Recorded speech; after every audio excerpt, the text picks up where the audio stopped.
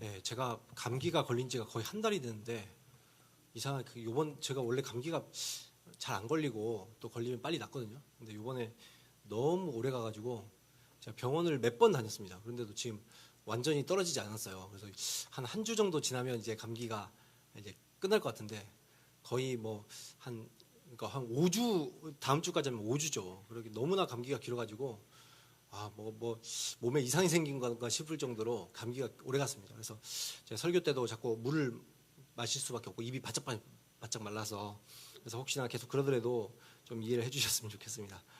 예, 우리가 앞에 있는 아멘할 것까지는 아닌데 네, 감사합니다.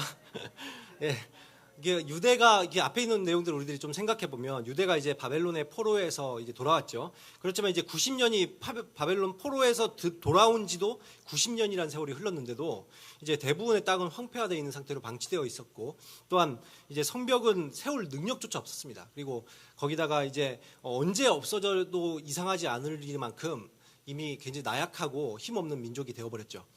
그래서 하나님께서 이제 유대를 위해서 유대 사회를 위해서 느헤미야를 보내주시지 않습니까? 그래서 느헤미야가 그곳에 와서 그 바벨론 침공 때부터 이제 폭파되어서 백몇십 년 동안 세워지지 못했던 그 이제 성전을 다시 성벽을 다시 세우는 일에 공헌을 합니다. 그래서 정말 백몇십 년 동안 세워지지 못하고 계속 무너진 채로 방치되었던 그 성벽이 정말 짧은 기간 만에 이렇게 재건될 수 있었다는 것이죠. 그래서 외적으로 볼 때는 이제 성벽이라는 그들을 보호할 수 있는 울타리가 생겼습니다. 그래서 외적으로는 지금 모양새를 갖춰졌지만 그러나 이 외적보다 더 중요한 게 내적인 요소들 아니겠습니까? 영적인 부분들이 더욱더 중요한 것입니다. 그런데 어느 날 백성들이 어떻게 했어요? 자발적으로 자기들이 이제 모임을 갖기 시작합니다. 그래서 수문 앞 광장에 모여서 이 에스라를 초청 강사로 하여서 그의 이제 말씀을 듣기 시작하는 거죠. 그래서 집회를 열었습니다. 우리로 따지면 부흥회 같은 어떤 집회죠. 그리고 나서 그 말씀을 보니까 이제 그 초막절에 대한 그 말씀이 있는 거예요. 그래서 그 말씀을 듣던 중에 우리가 하나님께서 말씀하신 절기조차 지키고 있지 못하였구나. 그 생각을 하면서 그때가 이제 7월 달이었기 때문에 7월 달에 보면 이 초막절이 있습니다. 그래서 일주일 동안 일종의 수련회를 하는 기간이라고 생각하시면 쉬운데 아무튼 그런 기간이 있었습니다. 그래서 이 말씀 집회와 이어서 바로 이제 초막절이라는 일종의 수련회를 하게 된 것이죠. 근데 여러분 어떻습니까? 이렇게 말씀을 우리들이 계속 이제 접하고 듣다 보면 어떻게 돼요? 말씀을 통해서 우리들이 하나님 어떤 분인지 깨닫게 되고 또한 우리들의 죄된 모습들을 보게 되고 또한 그래서 우리가 이렇게 살아야 되구나 또한 하나님을 예배하고 경배하는 그런 신앙들이 회복되지 않습니까? 그래서 이들도 말씀을 계속 듣다 보니까 이들이 그런 하나님을 알게 되고 이제 경배하기에 이른 거예요. 그러면서 이제 과거에 하나님께서 이스라엘 백성들에게 얼마나 놀라운 일들을 행하셨는지 그 큰 은혜를 다시 회상하게 된 겁니다.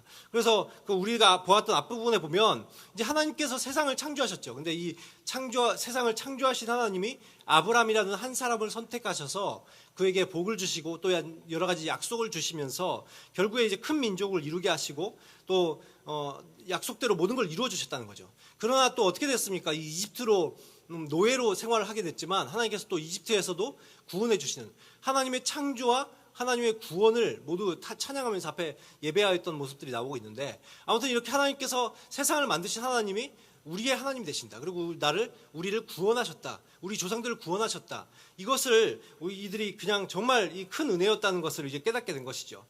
그리고 나서 하나님께서 어떻게 해주셨습니까? 하나님이 또 이스라엘을 이 가나안으로 인도해 주셨지 않습니까? 가나안 땅으로 들어오게 하셔서 그들이 오늘 우리들이 보았던 말씀 바로 앞에 있는 25절에 보면 그 땅에 이제 들어갔어요. 이 가나안 땅에 들어가 보니까 우리들의 조상들이 들어가 보니까 어떻습니까?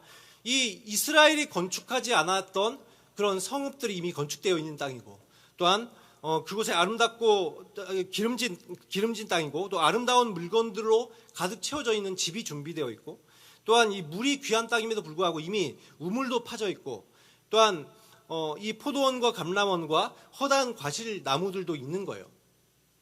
그러니까 하나님께서 지난번에도 말씀드렸습니다만 창세기 1장에 보면 하나님이 모든 이 지구의 모든 것을 만들어 놓으시고 사람을 맨 마지막에 만드시면서 마치 우리들의 신혼집을 부모가 차려주듯이 모든 것을 준비하고 세팅한 상태에서 인간을 만드셨던 것처럼 하나님께서 어떻게 하셨다는 거예요? 가나안이라는 곳에, 그곳에 아무것도 없는 땅이 아니라 다 채워져 있는 곳, 이미 다 준비해 놓으시고 땅도 마련하시고 집도 마련하시고 좋은 먹을 것까지 다 있는 그 땅에 하나님께서 짠 들어가게 해주신 거예요. 이것이 얼마나 놀라운 은혜였습니까? 여러분들도 만약 하나님이 이렇게 땅도 마련해 주시고 아파트 30몇 평을 딱 마련해 주시고 또 거기다 직장까지 딱 마련해 주셨어요. 그렇게 해서 딱 이렇게 들으시면 얼마나 기분이 좋겠어요. 그죠? 지금 이스라엘 백성들은 그런 기분 아닙니까? 지금 하나님께서 이렇게 큰 은혜를 부어주셨어요. 그래서 이처럼 이스라엘은 주의 큰 복을 누릴 수 있었어요. 근데 여기서 보면은 누릴 수 있었습니다 하고 끝난 게 아니라 보니까 뒤에 어떻게 하고 끝났어요? 주의 큰 복을 즐겨 싸우나. 즐겨 싸우나라는 건 뭐예요? 뒤에 즐겼지만 그러나 뒤에 부정적인 어떤 다른 어떤 일들이 전개될 것이라는 것을 우리들이 여기서 볼 수 있잖아요. 그렇죠? 그래서 여기서 끝이 났습니다. 근데 우리가 이번 주에 다시 보니까 여기에 어떤 일들이 일어났어요. 26절 말씀 우리들이 다시 한번 읽어보도록 하겠습니다. 26절 시작.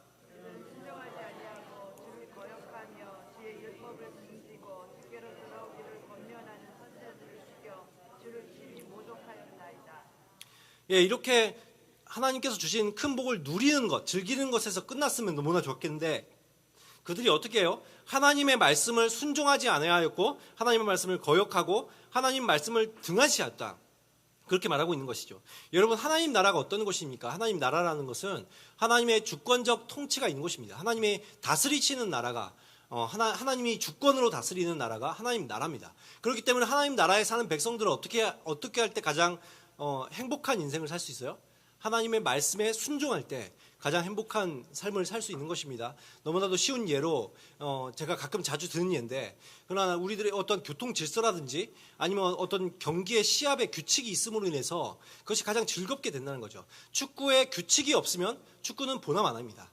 축구는 규칙이 있기 때문에 모든 선수들이 규칙대로 뛸 때 가장 즐거운 경기를 뛸 수 있는 것처럼, 보는 사람들도 가장 즐거운 것처럼 하나님의 나라는 하나님께서 세우신 규칙대로 살 때 모든 사람들이 행복할 수 있는 것입니다. 그렇게 하나님께서 만드셨다는 것이죠. 그래서 이렇게 하나님이 순종할 때 큰 복을 누릴 수 있도록 만들어 주셨는데, 그러나 이 사람들이 어떻게 했다는 거예요? 하나님의 말씀에 불순종하였다. 그렇다는 것은 결국 하나님의 말씀에 불순종한다는 것은 하나님의 나라가 될 수 없다는 것입니다. 그곳이 결국 고통과 악의 장소로 변한다는 것입니다. 그래서 이들이 어떤 일들이 일어났어요? 이렇게 하나님께서 받은 복을 다 까먹어버리고 잃어버리고 이들이 어려운 가운데 빠지게 된 것입니다. 그래서 그럴 때마다 하나님께서는 어떻게 하셨다고 말하고 있냐면, 주께로 돌아와라, 나에게로 돌아와라 라고 이 말씀을, 하나님의 말씀을 생각나게 하시고 또한 하나님의 말씀을 순종할 수 있도록 하게 할 수 있는 이 선지자들을 보내주셨단 말이에요. 그래서 선지자를 통해서 하나님의 뜻은 이것입니다, 여러분 돌아와야 됩니다, 이런 말들을 하기 위해서 선지자를 보내었는데, 그러나 이스라엘 백성들은 어떻게 하였습니까? 이 선지자들을 말을 듣고 우리가 하나님께로 돌이키자 라고 이야기를 해야 되는데 돌이키지 않는 거예요. 이 축구 경기에서 레드카드를 받으면 정신 차리고 계속해서 이제 경기를 다시 반칙을 안 쓰고 뛰려고 해야 되는데 어떻게 하는 거하고 똑같은 거예요? 또 반칙을 쓴 거와 똑같은 거예요. 그래서 그러면 어떻게 돼야 돼요? 레드카드를 받죠. 퇴장을 당하는 거예요. 그래서 이런 것들을 얘기하고 있죠. 그래서 선지자를 오히려 어떻게 했어요? 선지자를, 이 사람을 말을 들은 게 아니라 선지자들을 오히려 죽였다라고 말하고 있습니다. 이것이 얼마나 하나님께 모독을 주는 행동입니까? 하나님께서 보내신 사람을 오히려 죽여버렸습니다. 이렇게 하나님께 불순종하고 또한 이 하나님을 모독했으니 결과가 어떨 것 같습니까? 그래서 27절에 보면 이렇게 말하는 것입니다. 그러므로, 지금 이들이 이렇게 불순종하였기 때문에 어떻게 됐다는 거예요? 이스라엘을 대적의 손에 넘기셨다. 그래서 곤고와 환난을 당하게 되었다라고 말하고 있습니다. 이들이 곤고와 환난을 당하게 된 것이 결국 이들의 죄 때문이다, 이렇게 말하고 있어요. 이때서야 어떻게 합니까? 이렇게 자기들이 여러 가지로 이제 곤고와 환난을 당하기 시작하니까 이때야 이스라엘 백성들은 하나님께 부르짖기 시작하죠. 하나님께 기도합니다. 주님 구원해 주십시오. 주님 긍휼을 베풀어 주십시오. 이렇게 하면서 주님께 나오기 시작해요. 그러니까 하나님이 어떻게 하셔요? 하나님은 굉장히 사랑과 은혜가 많으신 분이시죠. 그래서 우리들을 계속해서 오래 참으시고 또 우리들에게 긍휼을 베풀기 원하시는 분이십니다. 그래서 하나님께서 이 기도를 들어주셨어요. 그래서 어떻게 하셨다는 거예요? 구원자를 보내셨다는 거예요. 그래서 이 우리들이 보는 이 그 성경에 이제 사사기가 그런 내용들을 많이 담고 있지 않습니까? 이들이 하나님의 앞에서 범죄하였을 때 하나님께서 징계를 하십니다. 그 하나님께서 은혜를 거두어 가시면 주변 사람들에게 이 침공을 당하고 이 노략을 당할 수밖에 없는 거죠. 그런데 그렇게 여러 가지 어려움에 빠졌을 때 이스라엘 백성들이 어떻게 해요? 하나님께 부르짖죠. 그럼 하나님께서 그 기도에 응답하셔서 구원자를 보내셨습니다. 계속 이런 패턴으로 가죠. 그래서 구원자를 보내셨는데, 그래서 그 사람들이 이제 사사기에 나온 사사들 아닙니까? 그래서 뭐 에웃이나 아니면 뭐 드보라라든지 기드온이라든지 삼손이라든지 이런 사람들을 하나님께서 보내주셔서 이스라엘을 구원해 주셨단 말이에요. 그런데 문제는 이렇게 하고 나서 이스라엘 백성들이 이렇게 하나님께서 부어주신 은혜에 감사하면서 계속해서 하나님 말씀대로 살면 좋겠는데, 그러나 어떤 일이 일어나는지 28절 말씀도 한번 다 함께 읽어봤으면 좋겠습니다. 28절 시작.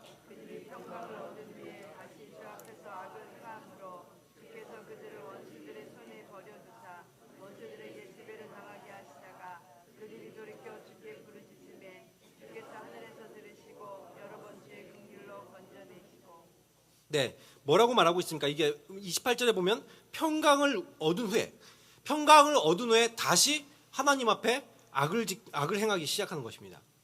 다시 세상으로 돌아간 것이죠. 하나님께 불순종하고 악행을 일삼는 이런 모습을 보였습니다. 그럼 또 어떻게 하셔요? 하나님께서 원수들에게 또 내어주셔서 지배받게 하시고, 또 그러면 회개기도를 합니다. 그럼 하나님께서 또 구원자를 보내시고, 그럼 다시 이들이 노임을 받고 해방을 받지만 그러나 또 다시 범죄하고, 계속해서 이런 패턴으로, 이런 사이클로 계속해서 사사기가 돌고 있는 것을 우리들이 보게 되는 것이죠.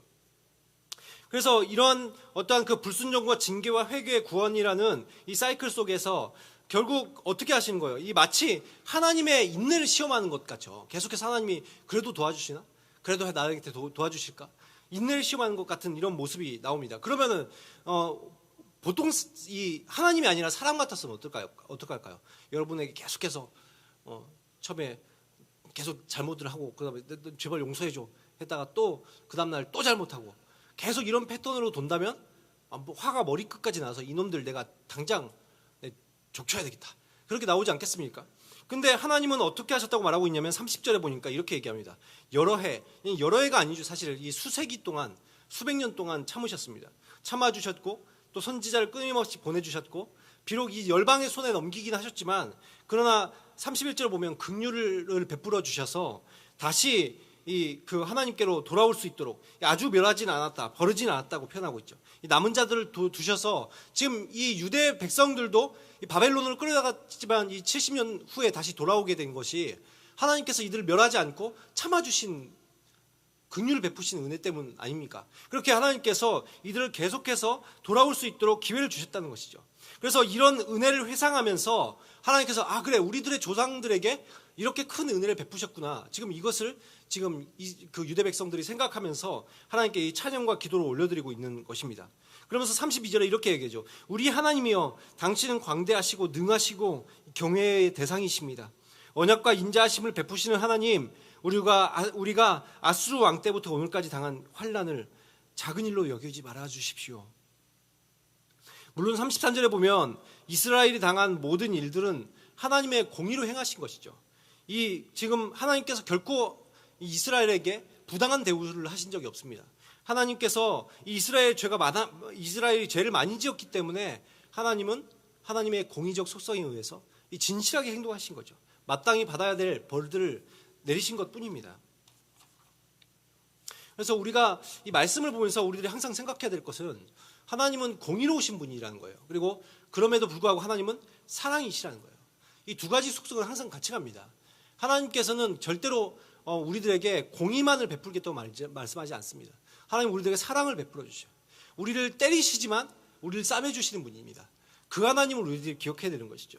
우리들에게 하나님은 공의로운 재판관이셔서 우리들의 죄를 물으시지만, 그러나 예수 그리스도를 보내주셔서 우리들의 구원하셨던 은혜가 지금도 계속 있는 것입니다. 여기 하나님께서 이렇게 거룩하심에 따라서 공의로 다스리지만 이 하나님은 사랑이셔서 하나님께서 우리들에게 긍휼을 베풀어 주시는 그 하나님을 생각하면서 이 유대 백성들도 어떻게 하고 있는 거예요? 하나님께서 행하신 것은 분명히 공의입니다. 우리들이 죄를 지었습니다. 그리고 그것 때문에 우리들이 지금 이렇게 환난을 당하고 있는 것이 맞습니다. 그런데 하나님은 또 사랑이시지 않습니까? 하나님 다시 한번 우리를 용서해 주십시오. 비록 정말 하나님 앞에 면목 없는 건 알지만 주님 우리 용서해 주세요. 다시 기회를 주세요. 지금 이런 기도를 지금 이스라엘 백성들이, 유대 백성들이 드리고 있는 것이죠. 지금 이 이스라엘 사람들은 지금 35절에 보면 하나님께서 이 주신 그런 베풀어 주신 큰 복을 누리면서도 주를 섬기지 않고 악행을 그치지 않았었습니다. 그 죄의 결과로 이 36절에 보면 36절 말씀 한번 읽어봤으면 좋겠습니다. 36절 시작.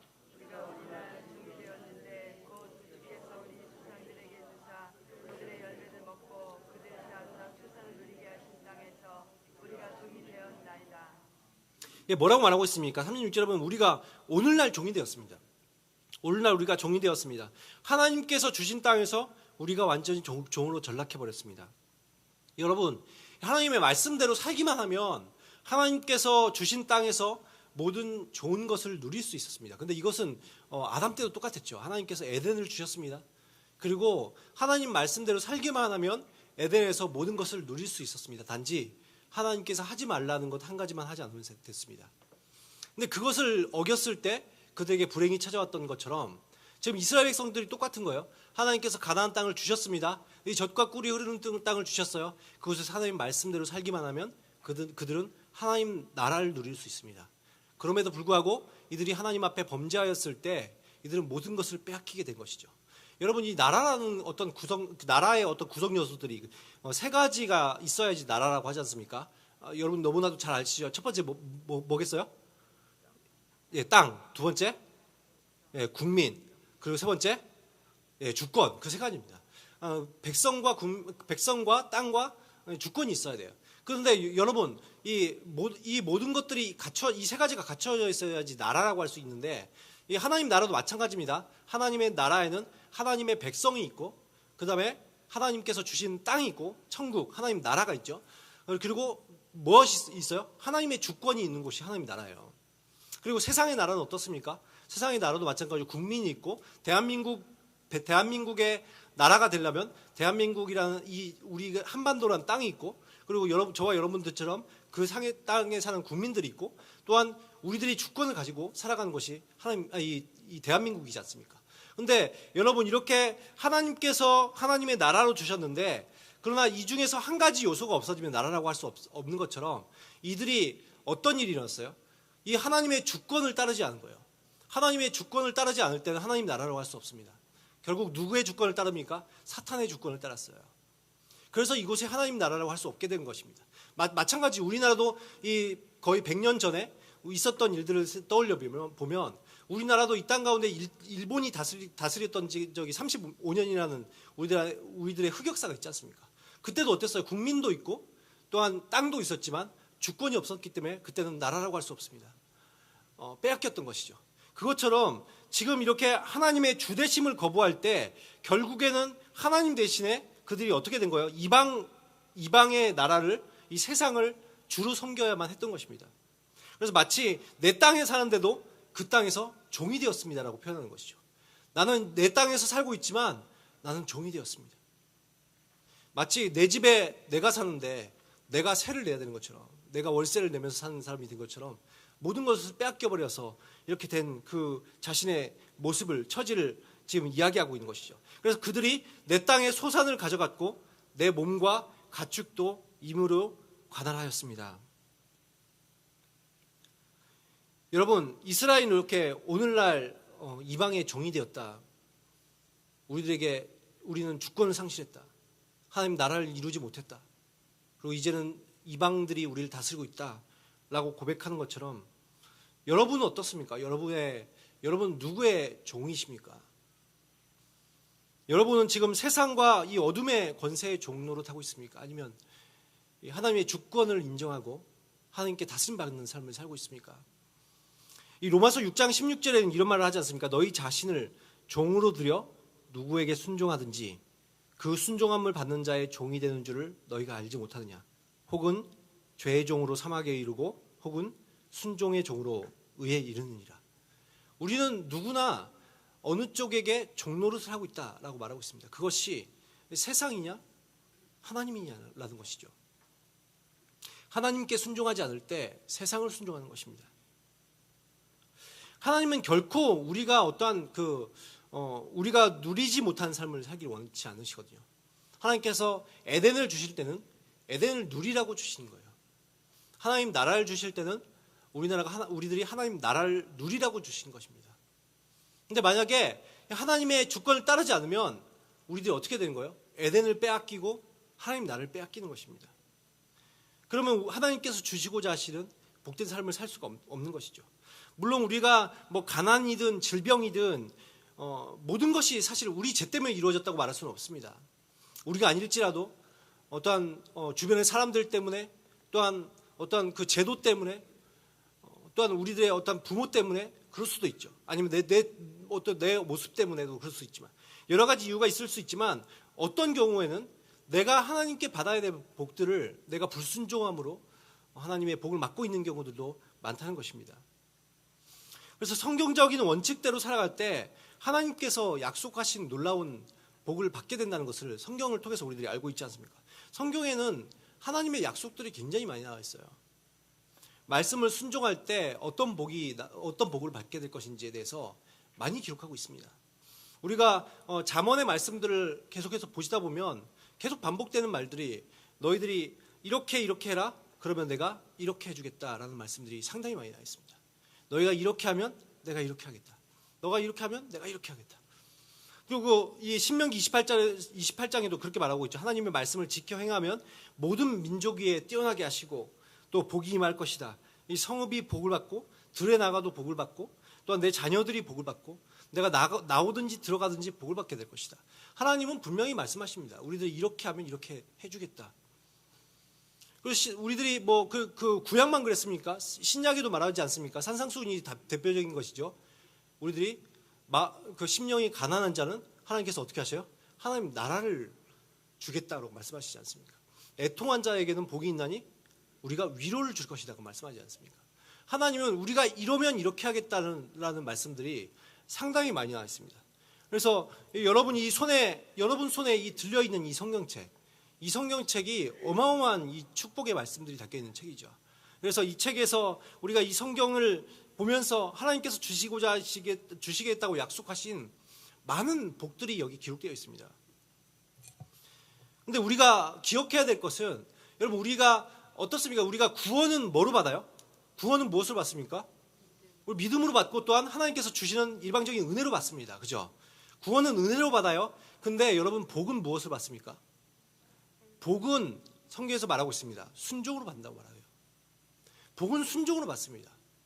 구원은 은혜로 받지만 복은 순종으로 받아요. 그래서 우리가 지금 이 성경책을 당장 펼쳐서 여러분이 만약에 어떤 한 구절에 나와 있는 말씀들을 내가 계속해서 이 말씀을 지켜야 되겠다. 내가 그래서 이것을 나는 내가 이것만큼은 올해 한 해 동안 내가 해보겠다라고 만약에 생각하고 그 말씀을 계속 묵상하면서 내가 그 말씀대로 살아가려고 한다면 여러분 어떻게 되는 거예요? 내년쯤에 그 말씀들이 이루어지고 있는 여러분의 모습을 보게 되는 거예요.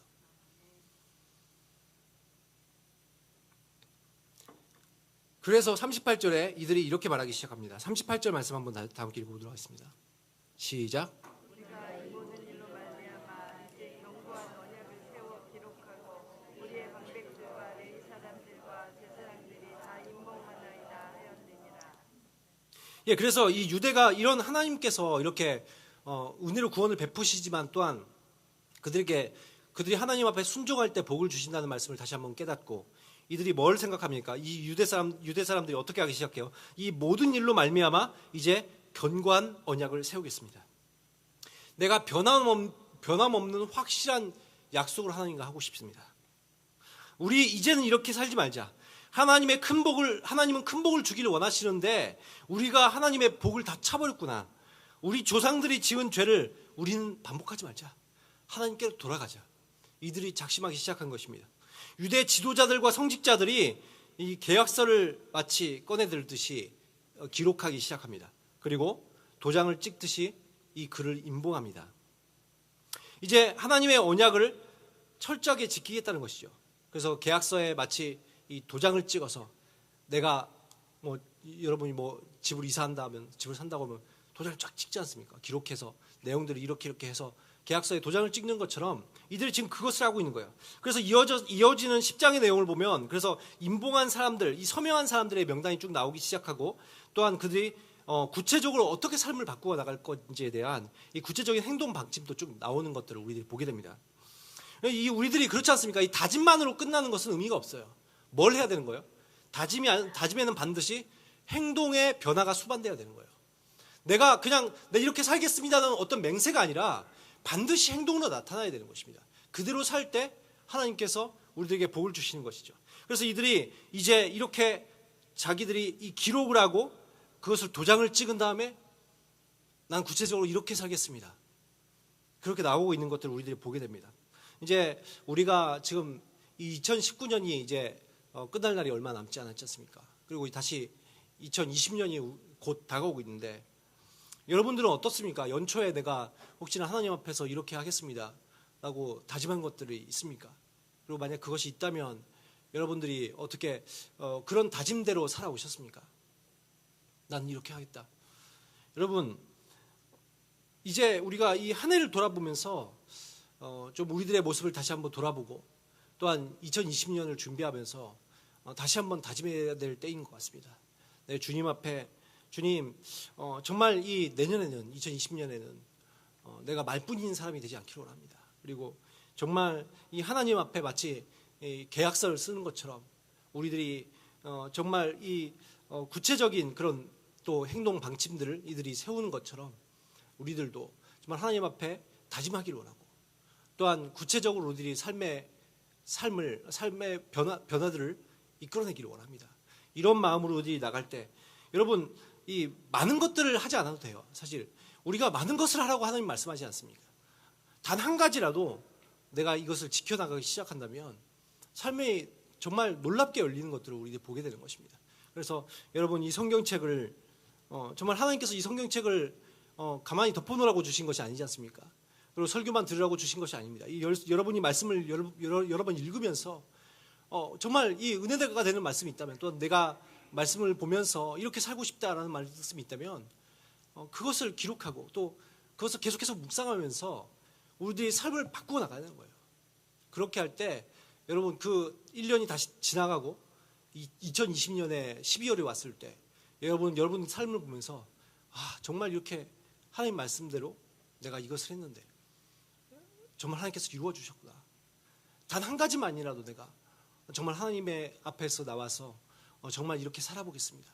다짐하시고 결단하시고 또한 그렇게 구체적으로 정말 그 행동들을 실천에 옮겨서 정말 이 내년에는 더욱더 물론 올해도 많은 응답을 받으셨겠지만 내년에는 더욱더 풍성한 그런 하나님의 우리들의 삶 가운데 하나님께서 만들어주신 스토리가 기록되어서 정말 그것이 우리들의 간증이 될 수 있는 저와 여러분이 되시기를 예수 그리스도의 이름으로 축원합니다. 다 함께 이 시간 찬양드리고 기도하는 시간 갖도록 하겠습니다.